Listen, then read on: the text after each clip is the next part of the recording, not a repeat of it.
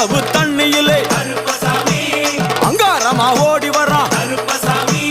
எங்க கருப்பன் ஓடி வரான் எங்க கருப்பன் ஓடி வரான் பம்பையிலே குளிச்சு வரான் பாங்காக வரான் ஐயா இந்தா வரான் இந்த வரான் பெரியான வட்டம் வரான்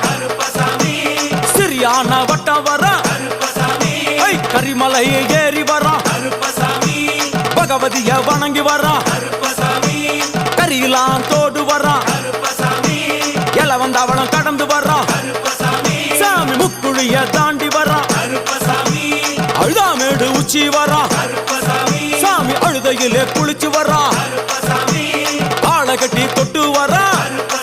சாமி பூங்காவனம் புகுந்து வரான் எருமேலி வரான் ஐயா அவர் சாமி கூட வரான்